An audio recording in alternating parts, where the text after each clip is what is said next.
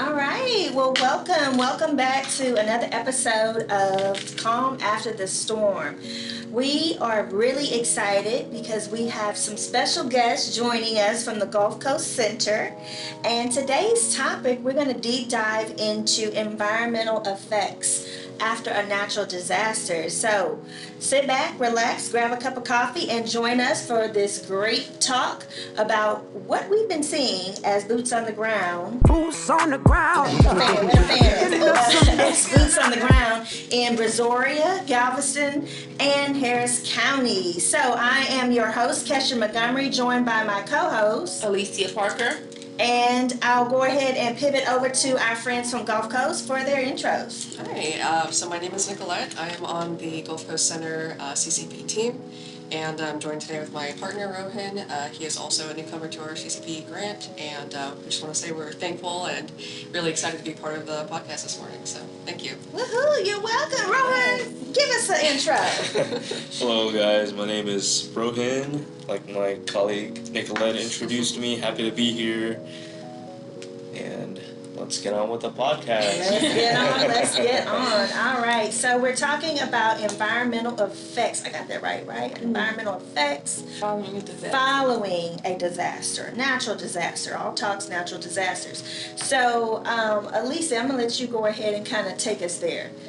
So, following a disaster, the community is really affected. So there's a lot of cleanup, a lot of debris everywhere, but people don't really think about all the other things that are affected outside of their home's setting. So we know if you don't clean up, fast enough, mold starts to form, but ecosystems are affected. The air pollution is higher because whatever contaminants were laying dormant in any forest or swamps, are now airborne and can really affect you. If there's a flood, then water is extremely contaminated and can affect anyone who's in the water. So being cautious of the environment after a storm is really important because our children play in these areas. We don't think about how it could affect us as we're cleaning up. And so these are factors that we need to take into account because they can cause really serious conditions. And I want to just put in here, because I did forget to preface this. We are not experts by far, or environmental experts. We are just letting you know. And you've probably seen, guys, what you can, come across. Mold in the houses, things like that, food contamination. And so what we're doing is maybe providing some knowledge or awareness about, who was affected, how they overcame that, because we always want to bring it back to resiliency, right? Yeah. And so we are not experts, and you'll probably hear me say that several times throughout this episode because we want to get that clear, but we do want to provide you with some information as to what our fellow survivors from Beryl and the windstorm are seeing and how things that they have done to kind of overcome that. So, and even some talk about what has happened in previous disasters, so that there are different things that can occur, and how to stay safe. Just protect yourselves during these times because, again, being contaminated by any of the water or the air, especially if you're cleaning your home, can really affect you, your breathing, your immune system. So although we're not the experts, knowing that, we want you to stay safe as a community is important to us. Absolutely. And I know Beryl brought a lot of wind. Some storms like Allison in 2001, they brought, and Harvey, most recently Harvey, brought 5-6 feet of water in folks' homes. And, sometimes whether it's waiting on those resources to come in or your insurance to, provide you money to remove that sheetrock, mold can kind of settle in. And so individuals are living in those areas where they may not have someone in the family. Some families have handymen. They're like, hey, cousin so-and-so, come on over here, cut this sheetrock out for me. But those that have been affected by 5-6 feet of water in their homes, like, what do they do? What options do they have? Because they can't live there with the mold and the effects of living in mold. So, luckily we have places like Lowe's and Home Depot that sell the safety supplies like gloves and mask to cover your face so you won't be affected by this mold or contamination to help protect yourself. But it is the personal protection that's needed, because it can be bad. And so we were talking, as you know, Gulf Coast took a tour this morning of our floor. We were talking to our program director, and she was saying how her husband walked through water during Harvey and got flesh-eating bacteria disease, and how horrible that is. And so people don't realize that, Just trying to evacuate your home. Yeah, but then kids play in the water thinking, oh, this is fun, but it's actually really dangerous. And so finding safety in that aspect as well as keeping your children out of the water. Yep. Because also the wildlife, animals. There's snakes in there. Yeah, Sometimes. Wildlife is displaced. And so snakes are in that area. We're close to swamps sometimes, so there may be small, we'd have not alligators, we may have crocs or something Tiny that little, come from the swamp, so you yeah. never know what's in that water. I think they found, I don't know if it was in Harris County or one of our sister counties, but I think, some of those neighborhoods have those ponds and stuff like that. So during the storms, the little crocodiles or alligators, and not the big ones like in Louisiana, but the little bitty baby ones, like they found them in the resident pond. So kind of being aware, like, hey, there's some threats out there, and keeping your kids out of those waters. I mean, hey, we've all been kids. We've all like to, hey, it's 5-6 inches of water outside. Let's go play in the water. Not me. Well, I was one of those kids, right? I was a little tomboy when I was little. You wouldn't think it now, but I was. Rode four-wheelers and everything. And so, hey, let's go play out in the water. Let's tread through the water. No rain boots on or anything. And so, as an adult, I would never let my child go out there. Now we know better. Now we know better. And it's like, hey, you don't know what you're going to get. We're South Texas. There's snakes in the water and all kind of other things, like you said, flesh-eating bacteria, and so we got to be careful. Yeah, I was going to take we had a rubber boat, and after Harvey, there was a lot of flooding in our backyard, and we have a little creek, and it flooded. It was like a river, and we're like, hey, let's take the boat out, have some fun. But we got out. Immediately before dropping the boat, we saw 2 snakes swimming, and we're like, okay, put the boat back up. Exactly. Not doing that today. Exactly, and you don't see the debris that's out in there, rubber boats. That's there could be it could be glass. Exactly. I know for me, I have a lemon tree of all things, and the thorns on that thing, and so when we prune the tree, we just discard that. So you never know what kind of tree or thorn may be down there. You could prick yourself, and that's how you become vulnerable to these, diseases that may be in the water. Very good point, yeah. Glass, it could be like a dead animal. Absolutely. Exactly, and just the antlers or anything, because you mentioned, Alessia, these animals are also fleeing the water and trying to get to safety, and so sometimes they make it, sometimes they don't, and we don't know what's floating down there. So very, very good point. You got to be careful. Yeah, and you have to be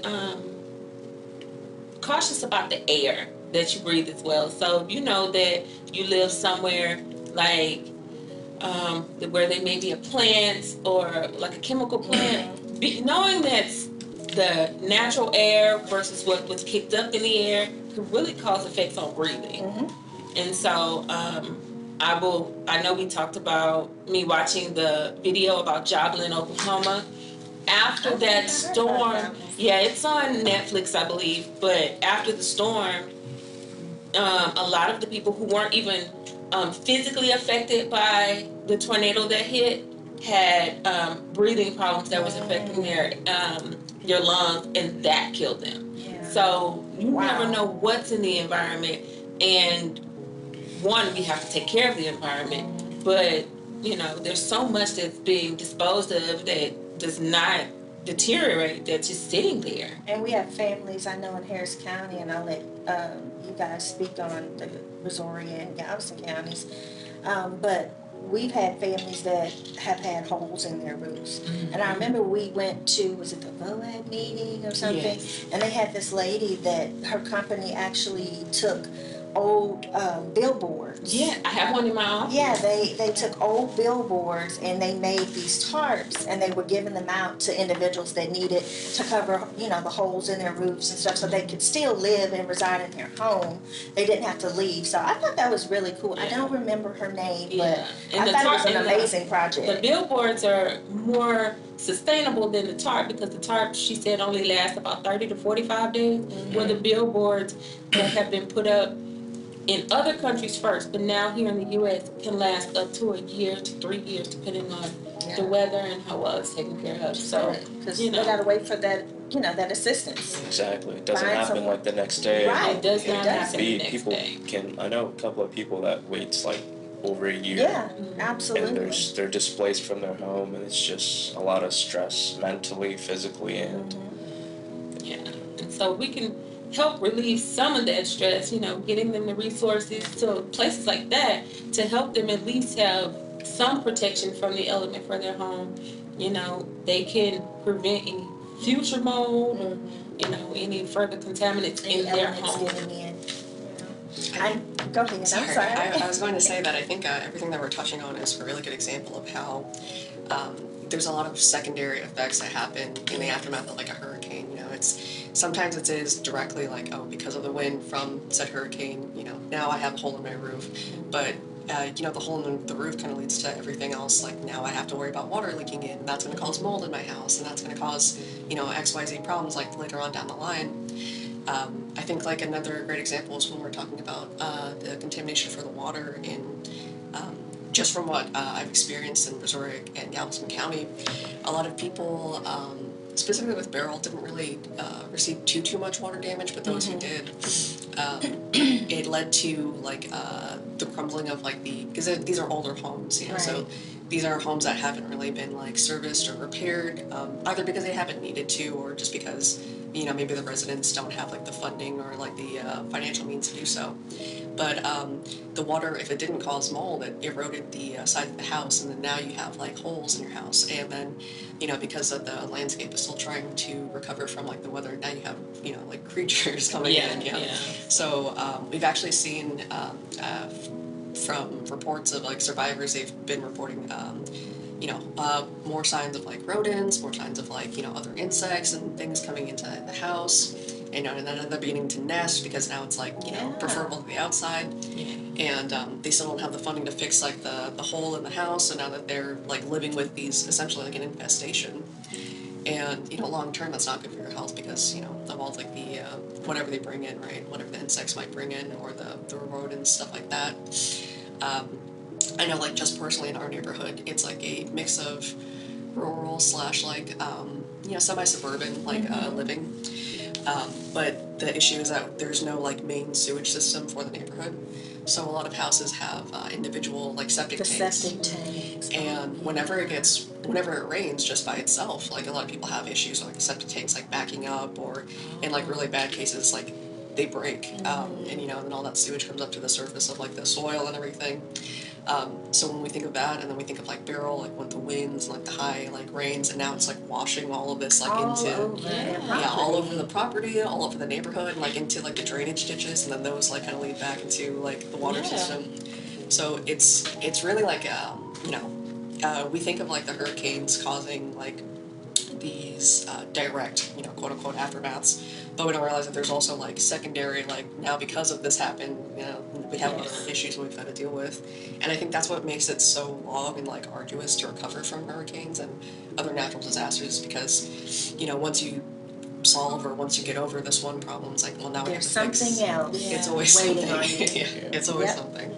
Absolutely. I never would have thought that, and it's good that you guys are here because you're in an area that's so different from Houston. We don't have septic tanks anymore, although my grandmother still has the hole in her backyard. I forgot about the septic tanks because my mother-in-law does have a septic tank, but she lives in Houston. She lives on 2 acres.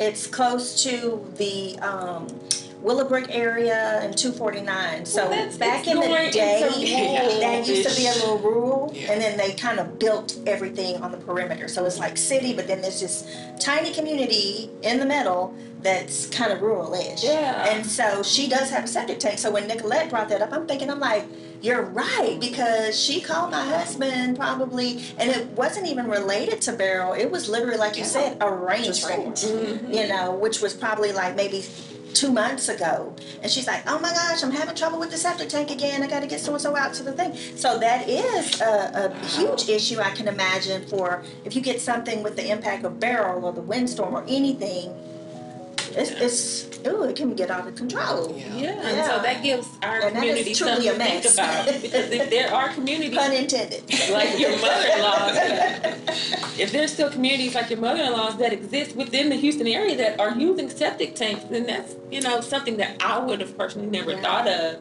and that's a concern. I went back and I was telling our program manager that during Harvey, I live in an area of Harris County and Katy where it floods. It used to be a rice field and it floods really bad. I was 4 days from a C-section during Harvey, and my thought was, oh my God, what if I have to walk through this water? I have a fresh wound from a C-section. I have a newborn child. And you have to think about all the alternatives that are happening during these storms. You know, parents who've just had children, parents who, mothers who've just had a C-section, all of the things that can really affect their health.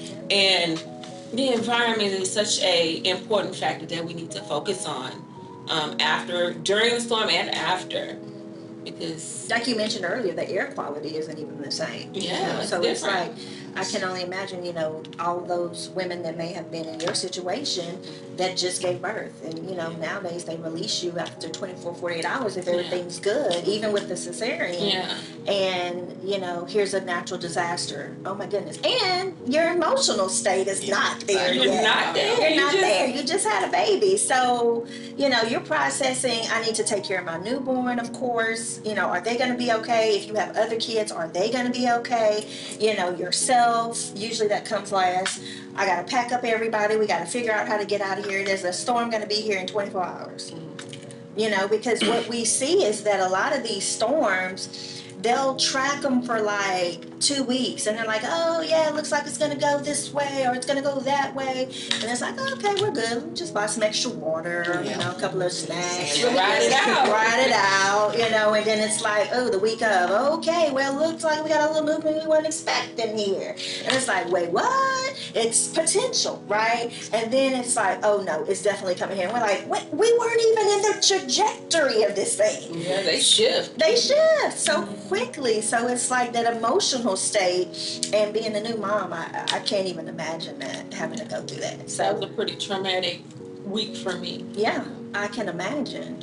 I think something that I see that's very common through a lot of survivors that we talk to through this program is that they talk a lot about hurricane preparation, but then you ask them, it's like, okay, so then after this is over, now what are your plans? And then, you ask them that, and they're kind of just like, what do you mean after this is over? And then, and I think it's a really interesting and a really eye-opening question, because they realize it's oh yeah, it's not going to last forever. And like I said, with the kind of hurricane tracking we have, we can just track a natural disaster weeks out, months out sometimes. And so everybody is just preparing and heading towards oh, what do I do, or what am I going to do? And then you don't really have the time or the wherewithal really to think okay, so what am I going to do after it's done? I think the worst thing about hurricanes, in my opinion, I always joke, it's well, you have all this prep and then it only lasts however long it lasts, and then it's just great, I did all these preparations that lasted a day and a half, and it just did all this destructions. I'm so what do I do now? Right, what's next? Because nobody, like you said, nobody's thinking about, okay, a week from now we're going to be post-storm, so then we're going to have these other layers of things to kind of tackle. We're thinking about survival, right? I mean, it's just a human being, and so we're in survival mode from the 48 hours leading up to the storm, and then we're riding out the storm, and then it's almost the storm's gone and you're still kind of in survival mode, so you're not thinking, okay, who do I need to call? What do I need to do? It's like, okay, that's too much. So I'm not going to do anything. Like some people freeze. They go into shock. They go into shock. I can't do it. I can't do it. So it's really great that we have the TRT CCP team that could kind of deploy out and be there in those moments to say, hey, we're here. You know, because usually those DRCs open up the day after they're ready to go. And so people have somewhere to turn, because just imagine if they didn't have that in place. And it's like, so I got to start figuring this out all on my own.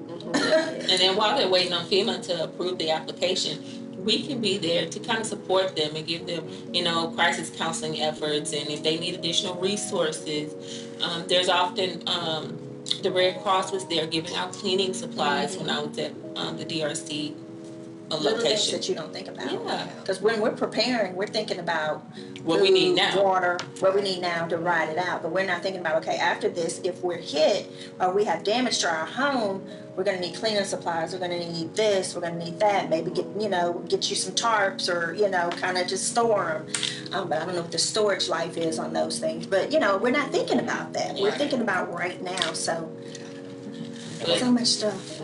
But being prepared is needed. So that's good feedback for that. It's like most people that are like trying to get, just money to support their families, they may not have the time to prepare for disasters. So they're like, oh, and like even jobs, they'll only stop the work like the day of a storm comes in.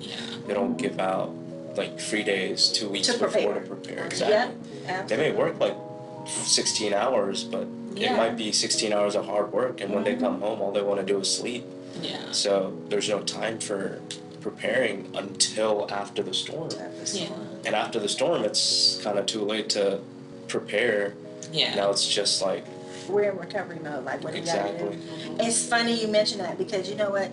There may be people that work those 16-hour shifts, 18-hour shifts, and they get home. They may not even have time to watch the news. There's been individuals that didn't even know that we had. So I can say this, individuals in my own family, and I'm like, you didn't watch the news? You didn't know we were getting a storm? And they're like, a storm? What a storm? What you mean? I'm like, and now they're scrambling to prepare. Yes, and they're scrambling to prepare. So it's like we do have a percentage of individuals that don't track or follow storms. I mean, it could be transplant people that are coming from other cities that don't know hurricane season. What's hurricane season? We get tornadoes where I'm from, Or students. I say this all the time. We have a few colleges here in Houston, and students who come into our community who've never experienced a natural disaster in our environment, they're lost. They don't know what to do. Some of those, I think we worked an event at Rice University, health fair, and they came to the table and they were asking us like, oh, what do you guys do? And we kind of gave them a spiel about what we do and the resources we have,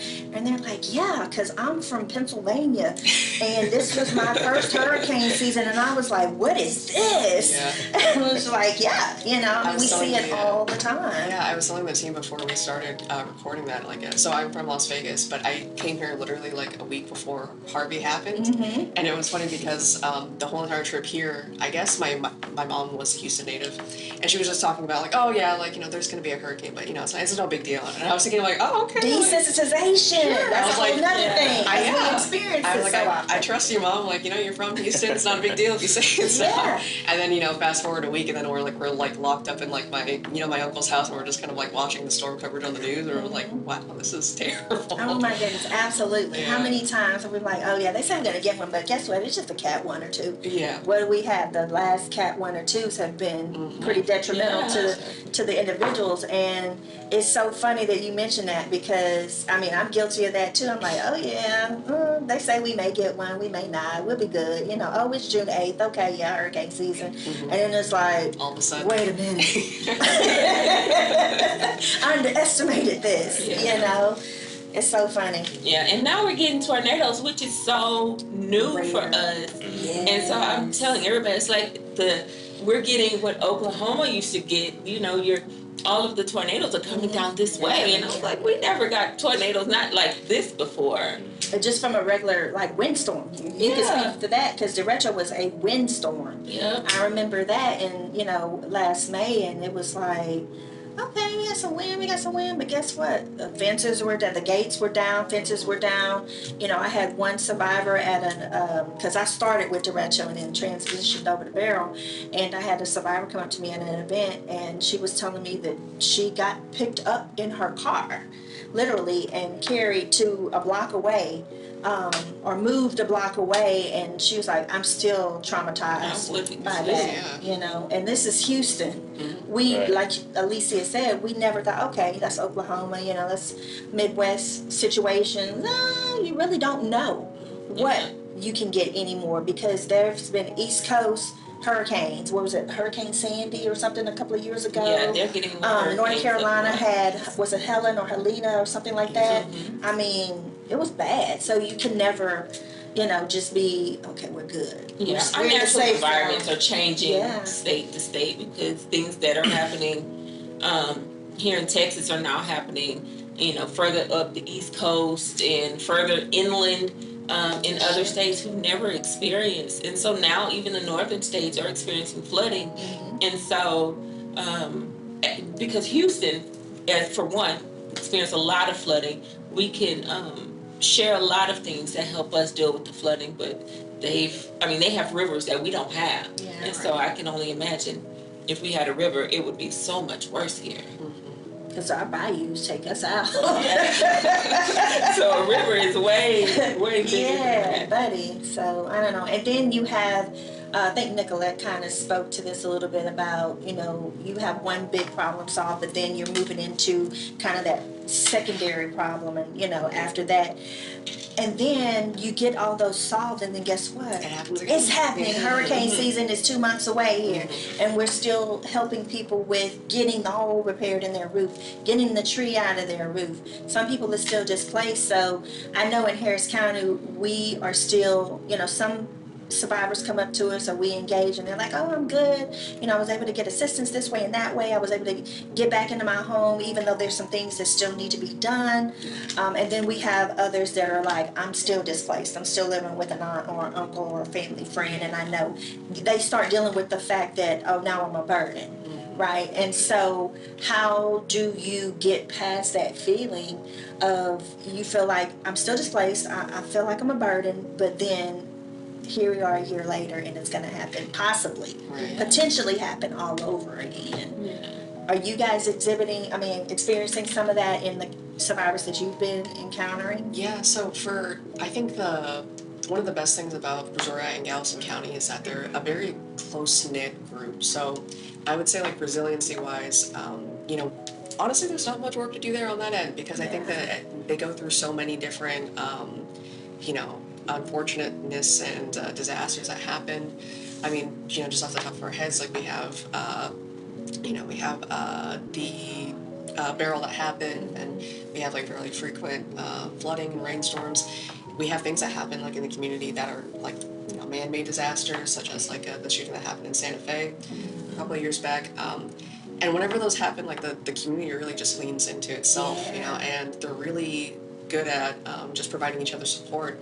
I would say, like, when we first started the grant program, there honestly it felt like there wasn't much to do at first, because we would go to these different places and we'd ask them, it's like, well, are you guys in need of this kind of assistance, or are you guys in need of this kind of assistance, or, you know, what is something that you guys have that, or a gap in your you know, in your coverage that we can help you with. And we would go, and these community leaders, you know, from like community centers, churches, you know, even just like local stores, like they would say like, oh no, like coffee shops, it was so strange. They would say like, no, like every week we've been doing this kind of meeting where everybody gets to talk about like, you know, what's been going on, like all these negative emotions they have, and then we also make it an outlet for like, well, what's the kind of like the progress, or like, does anybody need help repairing this or that on their homes, and the community kind of just shows up for, you know, each other. And we thought that was awesome. Yeah, and it was really amazing. You know, but it also made us feel like it's like, oh, well, what do we do? Right. I think like so on that end, we don't really see like a lot of individual, you know, like needs or like you know, help. I think though, because of the kind of community that we have, where it's like semi-rural, it's semi-suburban, there's like a lot of like small businesses that are trying to like get bigger. That's where, in my like, you know, experience with CCP so far, that's where I've been seeing like a lot of this gap in where I've been seeing a lot of need. There was one particular anecdote that I always think of. So I had actually not been like on the clock, quote unquote, for CCP at the time. It was a weekend, and we were just kind of like going around, and we came across this. Me and my family, we came across this dairy farm, and so we were just like, oh, okay, let's just stop in. And it was a really small dairy farm. It was like a husband and wife. They're a little bit older, and they were alone, and they had this like small farm where they ran their whole entire like small business out of. So they produced like dairy products, and then I think like the wife did like baked goods and like flowers and everything. That's pretty cool. Yeah, it was a really nice setup. And we were just kind of like talking with like the owners and everything, and we were asking them like how they'd been and like how they started, because that was like something that me and my husband are like kind of interested in, like starting like an at-home like business, but like actually at home. And the farmer was letting us know that he had started the business right after Harvey had happened, so he had dealt with like a little bit of like flooding and the damages from the winds and all this other stuff from Harvey, but he was lucky enough to be in a position where he was able to recover quickly and then kind of get like the business started up. And so he had his whole entire business going, and then COVID happened, and then so all of a sudden the community's like not as active and out and about anymore. He recovers from that, and then Beryl happens. Wow. And in the grand scheme of things, right, when you compare Beryl to COVID and Harvey and everything that happens between, by and large, it might not seem like it's a big thing, but because of the winds, that had actually like knocked over a tree into the shack that he sold all his goods out of. Oh no. Well, because of the coating there in his particular area that he lived, you I guess can't sell like the specific goods that he was selling straight out of your home. You have to have like another like removed structure or something. So that was what he had. He had like a little shack where he had actually like stored all the goods and sold out of. So at the time, he didn't really have the funding to replace the shack just outright. But also not to mention all the goods that he had lost that might have been in the shack at the time, and all the equipment that he had put in to make the shack like a space, And then down the drain. right, exactly. And then there was the secondary damage to his property itself, where like, all right, well, you've got like the barn where all the animals are, that was damaged or flooded out, so then you have to spend like however long you have to spend cleaning that out. But while they're there, the animals have nowhere to stay except in that damaged shack, and then they're getting sick. And it happened so that he actually had to like put a couple of them down because they had gotten so sick from the storm. And then that cuts into the products you're able to make and you're able to sell. So he had this like this like a small business that had started right after Harvey, and he was trying to get like it going, and then COVID happens, and then we get over COVID, and he's thinking that like, okay, now it's like I can do this, right? Like I can actually maybe Bounce back a little bit. Yeah, start making like a good profit and like have a successful business, and then what people perceive as like one little storm comes and it takes it all away. And but when I met this gentleman, we were already into the grant like a couple months. So that is to say, like we were removed from Beryl a couple months, almost a year, and he's still now just getting back on like his feet. Yeah, trying to get like everything, trying to get everything back. And him and his wife, they don't do anything except that. So they've really thrown everything that they have into this business, and this is his livelihood. And it's. We just think it's like, oh well, it was like there was rain and there was wind for a day or two. No, but for him it was massive. This was everything. Huge, catastrophic loss. Exactly, yeah. And when we talk about like the secondary effects of like hurricanes and everything, I think that story is like a great example of like just exactly how those secondary things like kind of can really just turn your life upside down the entire time. And the whole entire time, right? His actual house that he lives in is completely fine. There's no problems with that, right? It's just his business part. Right, but his business and his livelihood and what he needs to keep this other structure going. Yeah, it's completely. It was almost like he almost had to close down. Yeah, his environment for the business environment, but then you said the animals, and he had to put them down. We don't even think about that's the grief. Animal environment. Yeah. Right, that's like a lot. Yeah, not only just the financial loss, but the emotional, toll. how you feel to these animals as well. Absolutely. Yeah, it's really hard to recover, I think, when you have like such compounded losses like that. But I mean, the farming community is such a resilient like demographic. They're used to maybe not natural disasters, but they're used to patterns of like nature, kind of like drought, feast or famine type situations. Exactly, and I think that they're able to kind of just move on from this. somehow, That resiliency It's is 100. Yeah, I get heartbroken when my little garden in my backyard doesn't grow. I can't imagine having a whole farm and it's flooded. And this is your livelihood, and everything is at stake with this. That's rough. I wanted to share a statistic, and I can't remember, unfortunately, where I had gotten it from, but, when we talk about, unrelated to the nature, suicide rates for, veterans, apparently the farming community is double that. So, I mean, I think, as resilient as they are, there is obviously, a gap in, so, that's what And just... then that probably goes into, I'm gonna go down a rabbit hole, but access to health, access to mental health services. And, what we find in a lot of our rural communities is, just to get to that doctor's appointment, it's 45 minutes, sometimes depending how far out they are, or an hour. And it's like an hour just to get there for a 15 to 20 minute appointment, and then an hour back. And, a lot of them are farmers, and like, I need to be working in the farm, I need to do this or that, that's time taken away. So there's a lot of barriers to them having that access to care as well. Me and Kesha both worked at the same small behavioral health a few years back, and to speak on that, it takes a lot, and for the rural community, they give up a lot for their mental health, and sometimes that's impacted. They'll choose, I need to work, I need to maintain my livelihood before my mental health, and there has to be a common ground where they can do both.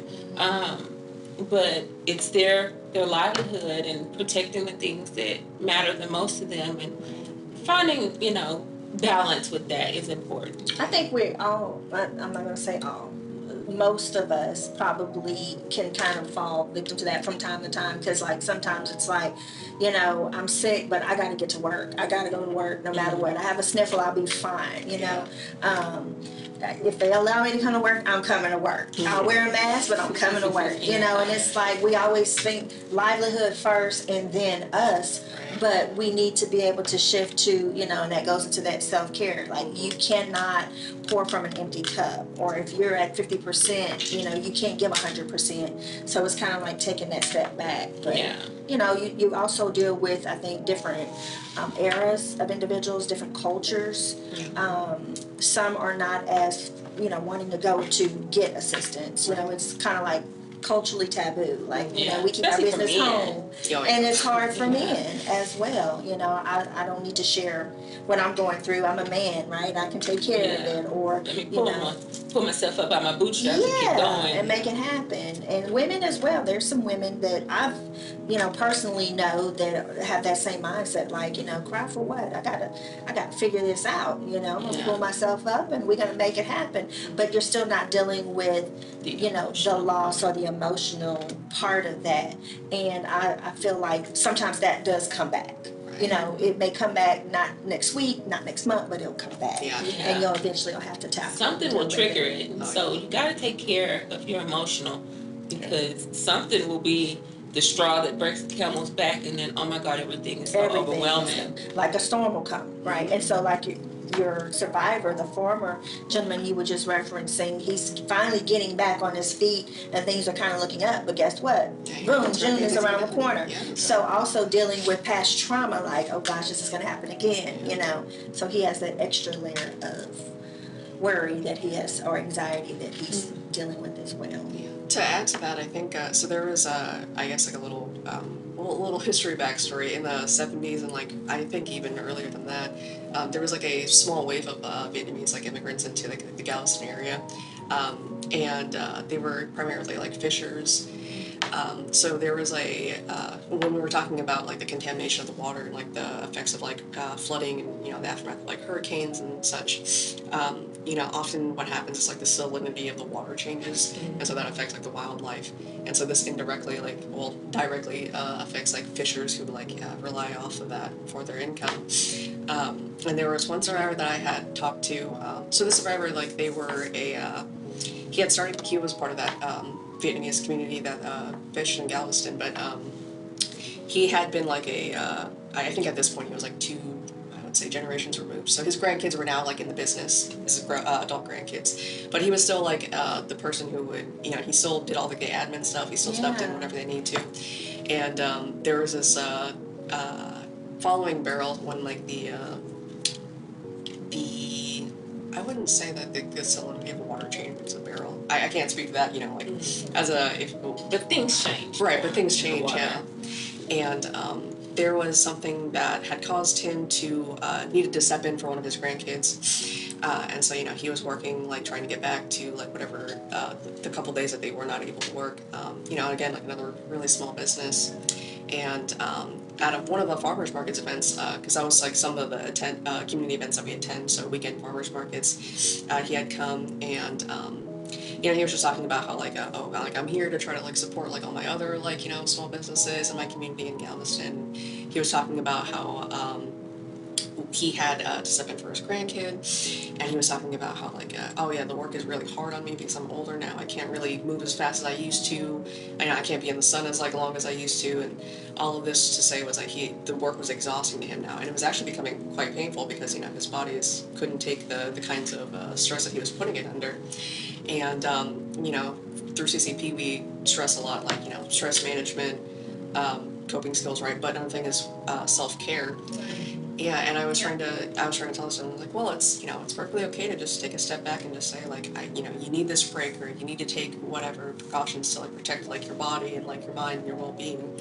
And he kind of looked at me like, why would I, like, that's selfish, why would I do that? You know, like my grandkids need me, my kids need me, like, Yeah. you know, I need to be here for not only this business, but for my family. And you know? he put himself last. Yeah, and he puts himself last, and I was saying, I was like, well, you know, think of like something that were to happen to you know, because of this, right? And not be like maybe physically or, you know, but mentally, like you just can't take the stress. Like, you know, how selfish would that be then if like you were to hurt yourself because of whatever, right?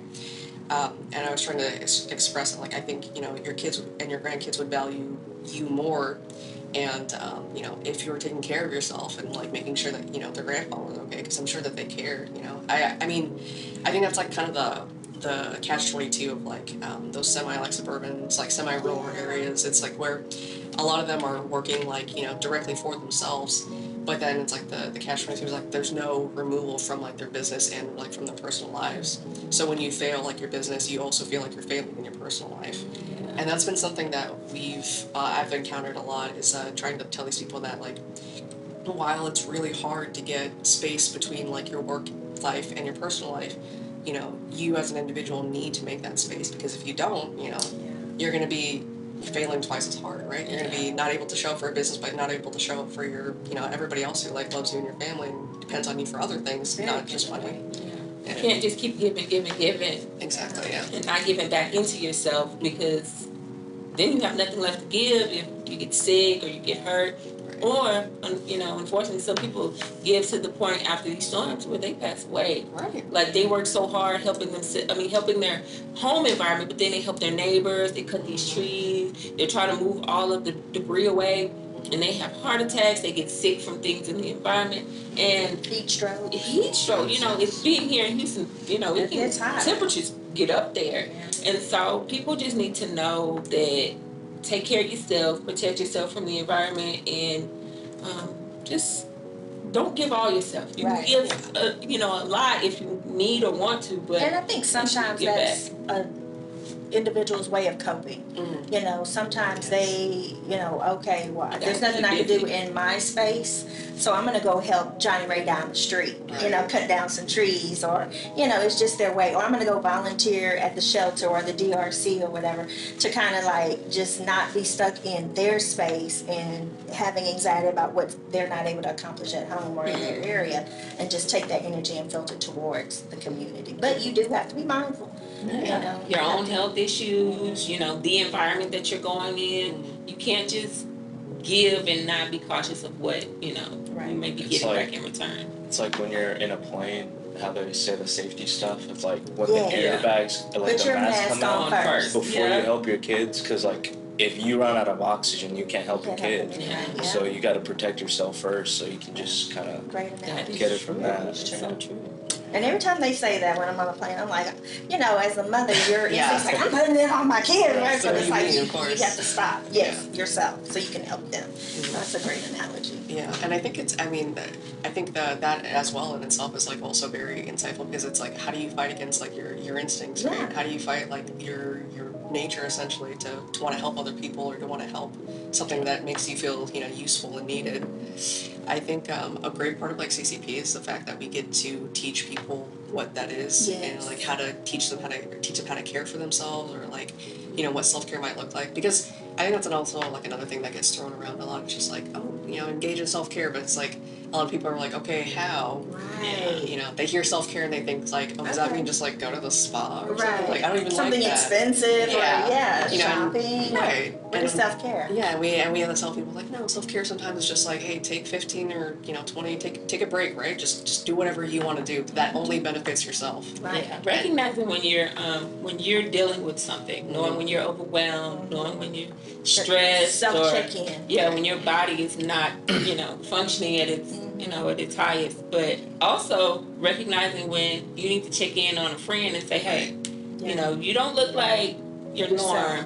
What's going on? And CCP is good at, helping the community see those things. I feel like it's pushing out more of mental health because I know like after a storm, even like disaster preparedness, you're only thinking about saving your house. Yes. You're never thinking about the mental health part that comes before, during, and after. But it's usually like how we say, it's like you can't catch it early, right? But if we do, when we do the disaster preparedness, you're like, okay, I gotta prepare mentally. It's gonna be hard, but kind of give yourself a little slack or kind of understanding of what to prepare for mentally. Then I think that'll be better. And I think as CCPs, we're going out and telling the community, right? We learned something new after a storm, right? So hopefully everyone or most people will be better for the next storm. And I guess that's just how we learn, is from experience. And I know I talked to an individual a couple of days ago. She didn't know anything about CCP or Gulf Coast, and she was affected by Beryl. Wow. And that was so long ago, and she's displaced from her house, and she lives in like a trailer, and she's paying huge amounts of money just to live in a trailer compared to where she was living in an apartment. So I mean, lucky that she found it, but she could have found it way ahead of time in the storm. But what my options are and we do see that a lot, like in canvassing or going to some of these events, and people are still yet today like, oh, I never even heard of this program, or I'm glad to know that there is someone or a team out there that's deployed to be able to assist us if something like this happens. Yeah. It's always interesting to hear that. It's like, I never heard of CCP or TRT. Tell me a little bit about that. It's kind of like people just learning from each other. Like, yes, I'm a crisis counselor, but me telling another person or individual, they go out and they tell their family, they friends, tell, church members, right? And then they learn, and then they reach out. So I think that's like a great way to get it out there, and just telling people and give them just flyers and stuff like that. Giving them a hand of flyers. Take this to your church. Exactly. People listen. You should go up there for 5 minutes and talk about it, or people share it. tend to listen to like higher individuals compared to like just regular people. Right. Okay. But so like churches, government officials, those are top people that we can building those partnerships. And they know most what the people want. Yeah. Because I feel like the community asks them for assistance, so they know what the community needs as well. So that can assist CCP and FEMA and everybody to kind of get stuff out of the community after a storm. That's true. Most people will go to their religious sanctuaries before they go ask for help anywhere else, even if it's just for prayer or if it's some type of, after the storm they go for like food or water, they will go there first. And so to go to those organizations and go to those religious sanctuaries and talk to the pastors or the higher ups at those churches or facilities is important because they can say, where I can't step in, CCP can probably help. So that's one of the best things about this program. I feel like I've said that like 15 times already, but another best thing about CCP is that how like it's very accessible. And I think like early on when we first started, part of our technique was like finding those like what Rohin was talking about, like those people who are heads of their communities. It was kind of like defined as like community gatekeepers, quote unquote. But like, finding those individuals and like asking them like, what does your community need? I think that was like the most helpful technique that we like employed when we were trying to find places to outreach to and provide services to. Because I think like for for a lot of community leaders, like they do want to take care of their people, but they're limited by like their roles, whether that be like they're a church official or a community Right. service center, like like how do I provide people these services, where do I even look? And I think that's what CCP is great for, is like we make that connection and we help them find those gaps and like provide them like tools. And I think also once we're done, and our grant is no longer, and we move on to the next thing, we're still able to provide them with techniques and like different coping skills and whatnot, so that they can still continue to pass that on to their community even after like TRT is gone. And if in the worst case scenario it never comes back, right? Like they still have those skills that they're still able to use. Yeah. Yeah. And then you have to think about what if that church or religious sanctuary is messed up from the disaster. That too. Having that resource so they can say, hey, we're dealing with something, we're trying to rebuild, but here's a resource that could possibly help you, if we can't. And so I love the fact that CCP, you were saying the same thing, even though we're in different counties. Absolutely. So it's amazing how the consistency across the board. Yeah, across the board is And I feel phenomenal. like when people know that it's like, oh, I don't want your services, I don't have the money for it. Right. It's like, hey, Say look, it's free. Yeah, it's free. And they're like, wait, what? It's free? Yes, Like, it is free. I feel like most people are like, I don't have insurance, I don't think I can afford this. It's like, hey, it's free of charge for you. And we're like, oh, okay, I might know a couple more people that need help. When they hear that free, they're like, wait, what? Okay, now you have my Just attention. open up. Yeah, it's interesting. So what are some resources that individuals in your counties, what are some resources that they could benefit from? Yeah, well, admittedly, as like we've gotten further and further from Beryl, there has been like a dwindling of resources, and really, Seen that here, too. yeah, even with Beryl when it was still fresh, there was still very little. In our county specifically, like where I live in like the area of Manville and like into Alvin, a lot of people looked towards like their church communities. So there was like a lot of food drives. There's still food drives now for oh gosh, I believe it used to be the Church on Masters. I don't really know like what it's called now. I think they've gone through like a branding change. Okay. But if you've seen like posters around town that's like Jesus, Jesus, Jesus, or pray, pray, pray, I believe that is called, and I can't even remember. I'm so sorry. No worries. But yeah, they still do like food drives pretty often, Yeah. and they're open. We have those too. Right, yeah, and they're open to.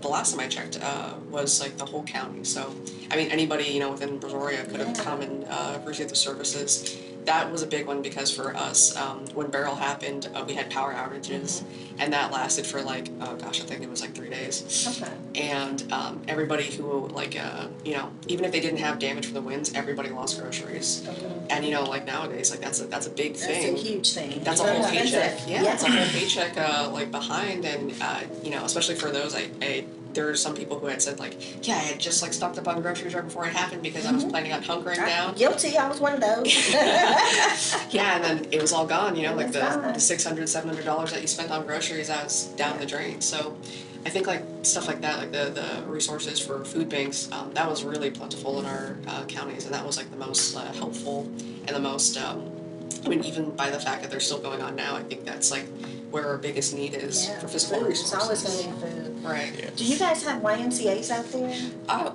We do. I think it's a little bit like few and far between. As far as like Brazoria County goes, I know that we have.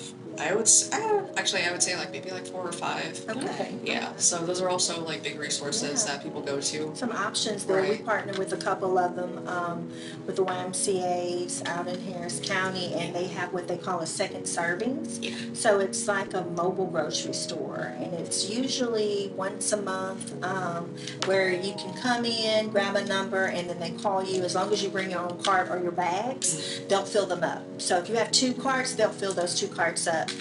So my team goes out there pretty frequently to, provide additional information, education about what we do at TRTCCP. So that's also an option for individuals that are, still struggling with food insecurity and need That's those extra excellent. groceries. We also partner with an organization called Baker Ripley, and Yes. they have food distributions every month as well. Yes. So kind As of well the as the same Houston thing. Food Bank. There, I know there's a church across the street from my children's school.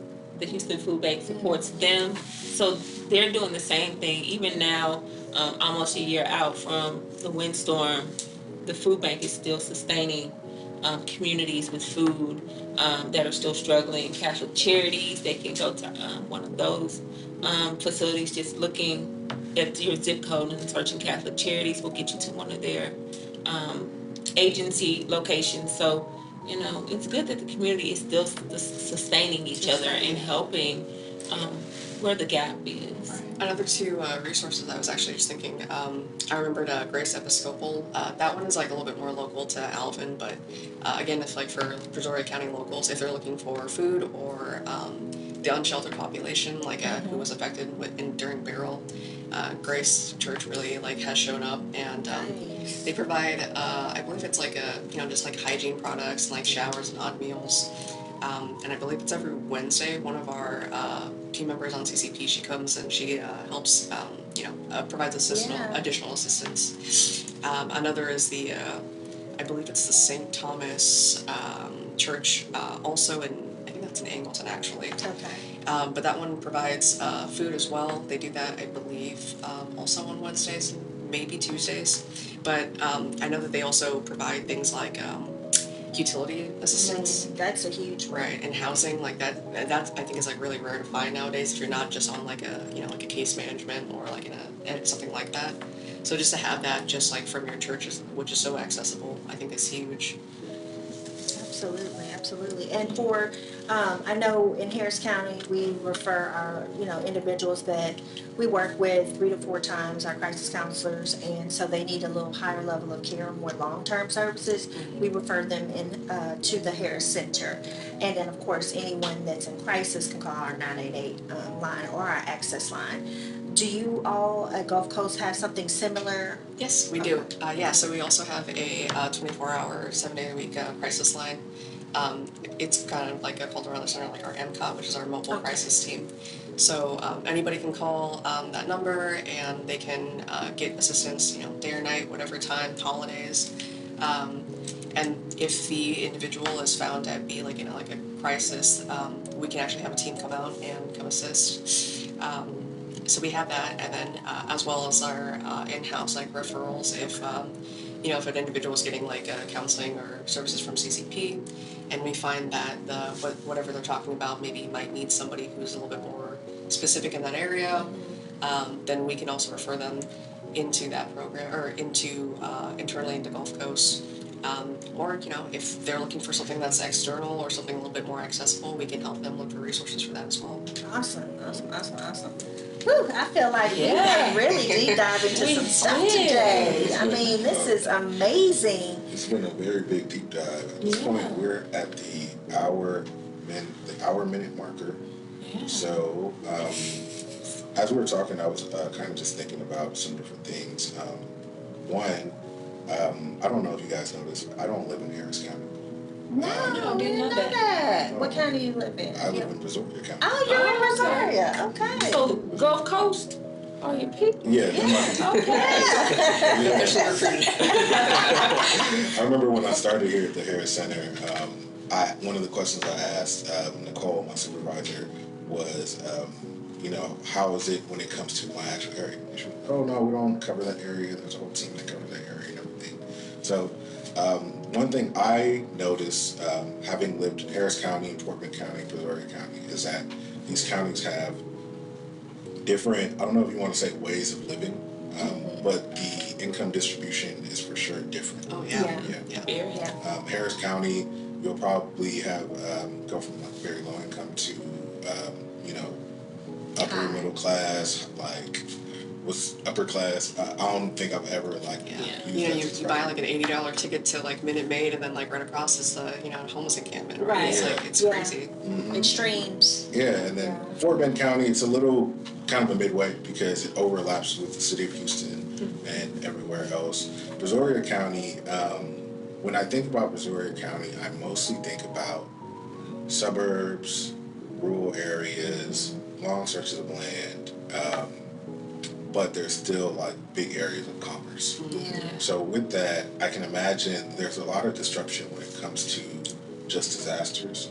For me, thinking about the most recent, it wasn't disaster, but the most recent weather upset that we had was the snowstorm.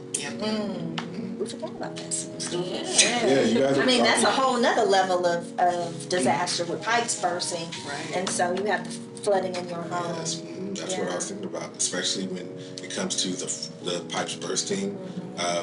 I don't know if you guys saw in Detroit, they had a snowstorm, but at the same time, the snowstorm, they were flooding. Right. Oh yeah, It because there was froze. a water main Yeah. bust. Yeah. So that was so I couldn't imagine. Yeah, so in Houston, I mean, I'm sure in Detroit it's bad, but in Yeah. Houston, I already know it would be pretty bad as well because we already have low elevation. And then I'm also thinking about things such as you guys brought up good points about how like, so I was born in Baton Rouge and there's storms there. And I remember, I don't know, it was 2002 season. I don't know if it was Lily or whatever hurricane or Isidore, but it was flooding.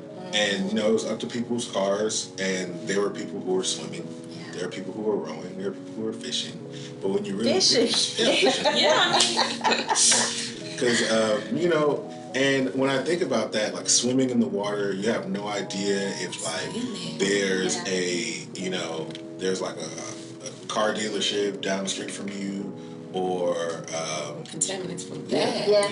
or Or like an animal that have died, or poisonous plants. Plants, chemical Probably plants, like power lines was a big something one. like poking out, and then you're swimming and you just Yeah. get impaled. getting impaled. There's also the idea of like, you know, fishing, people fishing and everything like that. Even though you're thinking, okay, this is just regular water. It's contaminated. It's contaminated. Yeah. It's not that fresh water, salt water like lake or river that you know. Even if that might have pollution in It's it. flood water. It's not differentiated. It's Right. like mixed, so Yeah. you never know what is what. Yeah. So I want to ask you guys, what are some things that you notice when it comes to responding to disaster in Brazoria County that might not be something that Alessia or Kesha will experience? I know, Kesha, you are team lead for Team East, correct? And Alessia, do you cover East team for direction? North ventures into the east a little bit, so we stop at Baytown. Baytown. So yeah. So Yeah, so there's there's some some overlap with you overlap guys too. So I want to really get an understanding of when you cross that county line, what those small like minute details might be as far as like how people are affected. Yeah, so we kind of touched on it a little bit earlier, where talking about like the farming industry. Brazoria County is like, it's pretty unique in the fact that like you keep going down 288 and you pass like all the suburbs, and then all of a sudden you're just like smack dab in the middle of like people's farms really, or just like stretches of land that's just like nothing. And I think that kind of makes it unique in that sense, where it's like it's a mix of like rural and suburban. Business wise, like you have people who are like, running like these like up and coming like businesses, but then there's also like established commercial businesses. So I think like that's like something unique in the sense of like everybody's going to have a specific, issue that's like really unique to how they live, right? Whether maybe it's like I'm a I don't know, for example, right? Like I live in the suburban area, but I am also an owner of like a small farm or something, like down the ways, or maybe like you're a commercial business owner and it's the exact opposite, and but you actually live in a rural area. I think those are things that like kind of make Brazoria County unique in the kinds of needs they have. I will also say, like, just anecdotally and like from talking to survivors and like living in the area as well, there's a lot more. I would say Houston in itself, it's part of the South, right? Religion is a big thing, but I would say definitely in the rural communities, they lean a lot more into their churches or their whatever religion that they are a part of. So in that sense, it makes them a lot more close knit, and it makes it, I think, as far as like coming from like a CC standpoint, it makes it a little bit harder to kind of break into and talk to. you know, like how do you introduce yourself to like these people who have known each other like for years and years and decades, and like, you know, like no them outsiders. letting you into their circle, right? Exactly. Building that trust. Yeah, and I think like you know, the last, or one of like another point is the age of the population down there as well. That's a good point. Right, they're a lot older, you know, and these people have been there since like, you know, the '60s, and it's really it's really uncommon for like new people to be coming into those kinds of communities. So that as well is like a little bit has been part of like our challenge to kind of like connect with them, is that like, you know, they're older, they've been kind of like removed. You know, you start mentioning all these like different topics that they have like, you know, no inkling of. So it's just like, I think that's kind of what makes Brazoria County like a little bit of a challenge and unique in that sense. It's like very, well, kind of underdeveloped compared to like downtown Houston. Yeah. There's not a lot of like signs and stuff out like you see like when you're driving through 45. When you go into Angleton, like Nicolette said, when you like pass the street, then it's just land. Yeah, it's like something's changed. It's almost like Exactly. Dorothy. We're And not then in you would here. see like you would just see like cows and farmlands and stuff like that. So I don't think there's like a center mode of like, you know, hey, you know, these are the things to prepare for. These are the things you need to watch out for. There's no centralized thing. Like in Houston, you know, you just walk out, you could probably see signs out, and you know, and it's probably like a giant TV that has like different stuff coming and going on. But Angleton, there's nothing. Yeah, I think, and the culture of the town, they go to each other before they'll go to someone else. And if you look different, or if you have on, you know, a shirt that looks so formal, and you start telling them about the program, they're like, "No, I have that." We're So, good. Yeah. Like we help our own mentality. Right, exactly.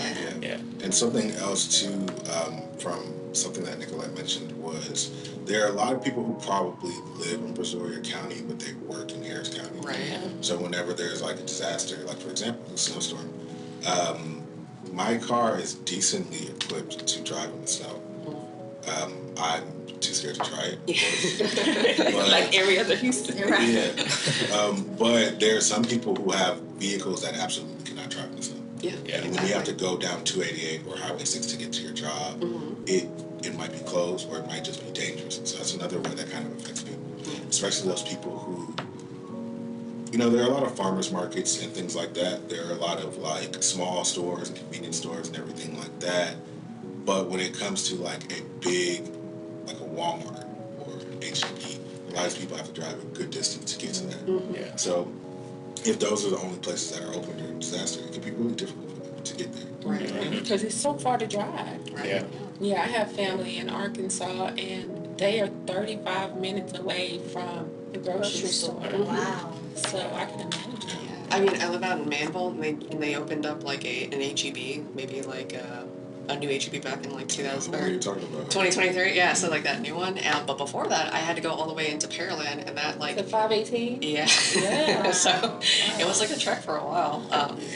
But you know, I think about like other people who like there's like a smaller HEB in Alvin, but like imagine like, oh gosh, like you're just trying to get something for dinner and they're out of it at that one, and Something you gotta quick. drive. You have It to turns into like a drive. 40-something minute drive Just to get food. just to get I always think about that. It's funny, like if we're traveling and taking a road trip and we pass through these small towns, I'm like, I always ask my husband, I'm like, how do they get groceries? They Like, drive. where do they get food from? And he's like, the nearest store. And I'm like, well, where's the nearest store? Because I haven't seen anything. And he's like, you have to go deeper in town and take the side roads and stuff. And I'm just like, God, Yeah.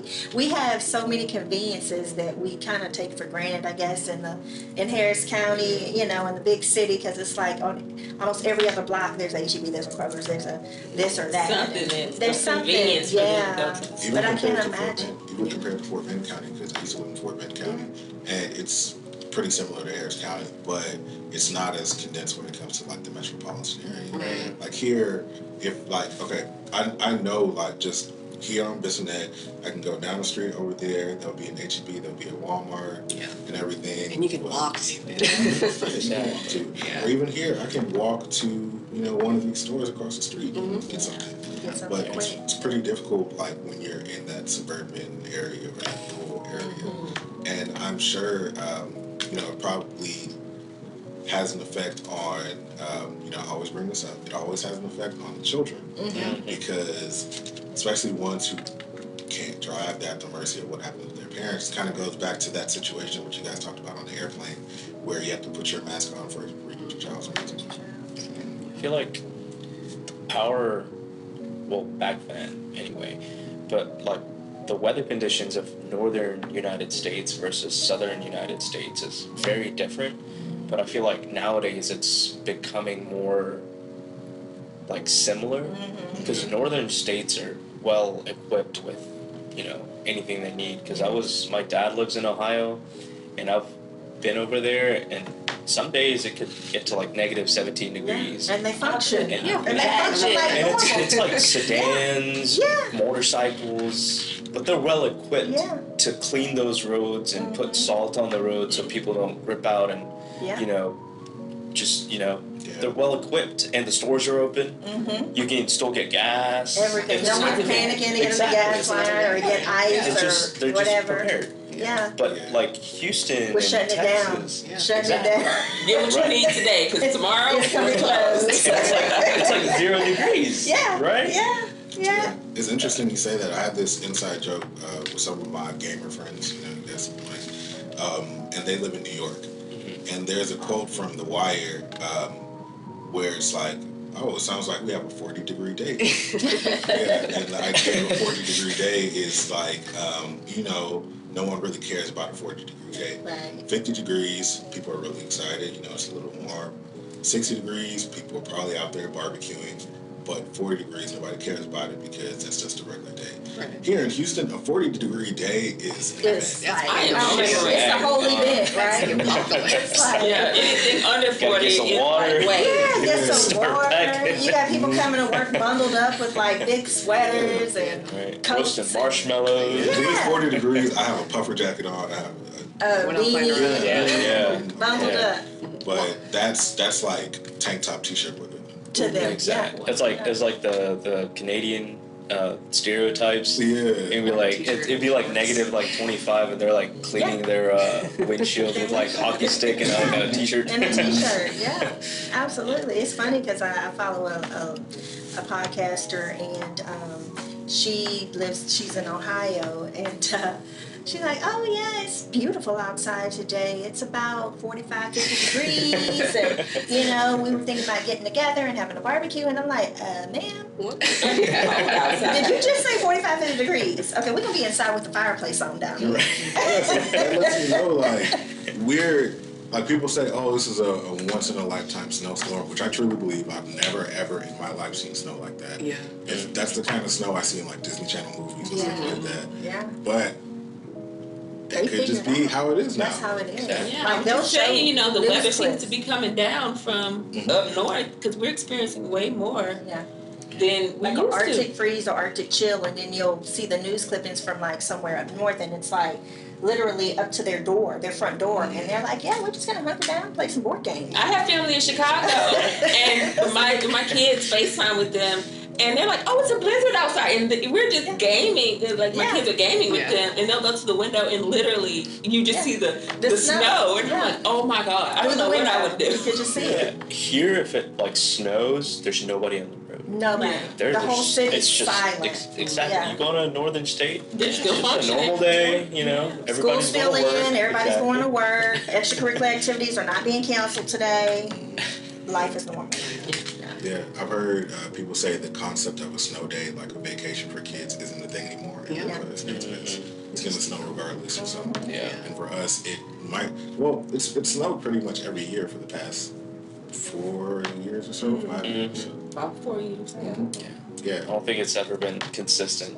Yeah. Not like this. Not every Right, year. yeah. Yeah. There were gaps. Yeah. And like multiple freezes too, Yeah, which is the like freezes. not very common. Yeah. Yeah, and I And know. so late in the season. Yeah. Exactly. Like we just had a cold snap, 2 weeks ago? It was like 40 degrees, or last week? I love Yeah. it. Yeah, it's like 40 degrees. Oh, I'm good. like, we're in April. Hello, spring. It's supposed to be 40 degrees out here.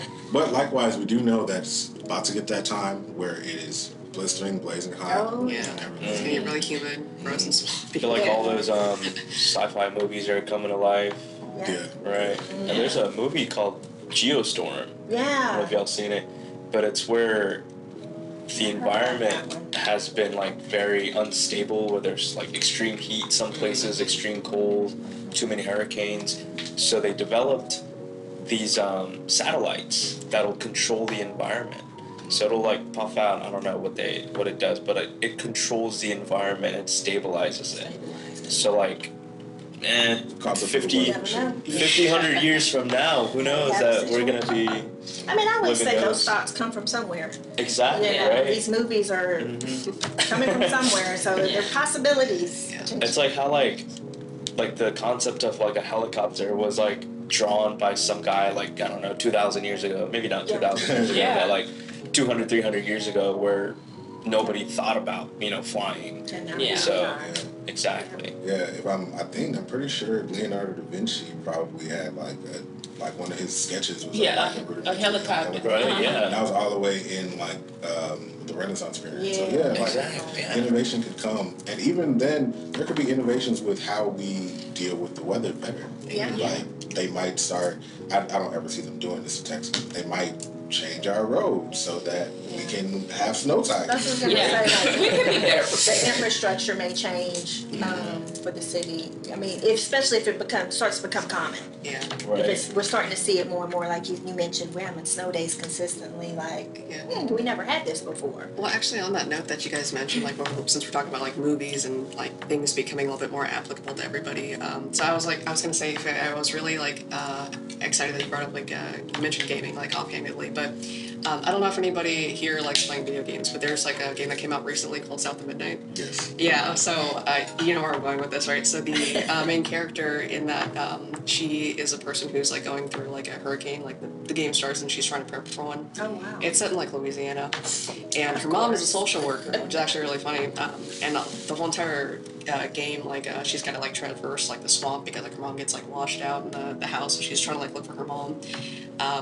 But the core of the story is that like there's parallels between, and I think this is a really good way to tie it back into today's topic, right? So there's parallels between like the trauma that people carry and how that relates to like nature and how that affects it. Because it's talking about how like it's comparing like the trauma that people carry within themselves to like kind of like the devastational effects of like hurricanes and natural disasters, and how it changes the landscape permanently, much like how people are changed permanently by like a trauma. And the premise is like really like the environment that you're playing in is like really cool because like the swamp is like enchanted, so there's like all these like different things that you can like Fairies and interact with. I wouldn't say fairies, but Okay. yeah, but it's like it's a really cool game, and I think like talk about like when we mentioned about how like weather for like different parts of the country where it used to be exclusive into one part is now like different. Yeah. I think like it's really interesting to see like how our media even is changing, like like a character is like in a video game is like a social worker, like social work Come before on, used to be like a very yeah. uncommon job. Right. And then they're also talking about like a hurricane, which is like that's not really new, right? But to have it like that specific topic, like using the parallels of like trauma and like a changed person, such as just like a natural disaster, like a changed landscape. I think like I had seen like the playthroughs, and like I actually bought the game, so I was like I was Where's playing this game? It's I bought it off of Steam, so that's why I Okay. like the platform I like playing it on. But it's online. Yeah, it's online. It's I called think Midnight like Storm. South of Midnight. South of Midnight. I think it's an Xbox like Game. Yeah. Okay. Yeah. But yeah, like when I was like kind of like looking through it, I was thinking, I'm like, wow, this is like so topical, and I'm just like, who on the staff wrote this? Yeah, who Like, wrote this game? Somebody that's been through something. Been through something. Yeah. Yeah, absolutely. It's just like natural selection. We learn, and then we use that input to survive. Yeah. And we lose things, we gain things. That's just how the environment is, and it's hard, but we'll get through it. Adapt. Right? Adapt. Yeah. For sure. We've adapted because, before people were Right. putting their memories in albums. Now they can still get to those things because they're in the cloud. So you're not losing physical memories unless it's like a paper copy of something. But we Right, can yeah. keep going. We can transition into something different. I got another quote for you. You guys probably know it. If y'all know it, finish it for me. You win some, You lose some. but You live another day. live put Yes. at the end of the day. And that's kind of how it is. As long as we kind of prepare ourselves and put the right resources in front of us in our community, I feel as though we can make it through these disasters. And just like our previous episodes, deal with grief, build resilience, and everything. Just kind of make it through. Yeah, absolutely. Absolutely. This has been an amazing topic today. It has. I've enjoyed it thoroughly. We want to thank you guys for coming out and spending some time with us from the Gulf Coast Center. We really appreciate you. And I think that's it for episode 4. Thank you for called having After us. the Storm. Thank y'all for coming. It's been a pleasure. What are you guys' name again? What's your name? Who are these guys? So once again, my name is Nicolette. I'm with the Gulf Coast Center. I'm Rohin. I'm also with Gulf Coast Center, and we're both crisis counselors. Okay. And who are you guys? I'm Alessia Parker, team lead for the windstorm derecho. Kesha Montgomery, one of the team leads for Barrel. And I'm FA, podcast producer. So You do more than podcast. Right. What else do you do for us? I'm FA. I don't normally talk on the podcast except for at the end, but I handle communication internally and externally for TRT, for the Texans Recovering Together program. Yes, And all we of our social appreciate media it. stuff. Yeah, all of our social media. So go out to our social media page. It's titled Harris County TRT, Harris County _TRT for Instagram. And then on YouTube, you can find us at just Harris County TRT. Which, if you're listening to this podcast, you probably know about our YouTube channel. Gulf Coast, do you guys have a... Yes, so we have a couple websites. We do have a Gulf Coast Center for Facebook and Instagram, and then we also have a general website, which is gulfcoastcenter.com.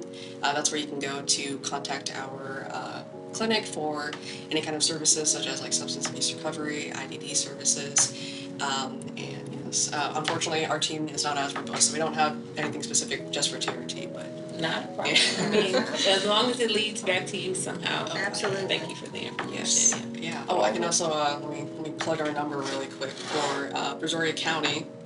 Our contact number is 409-944-4439, and you can call that number directly for questions or referrals.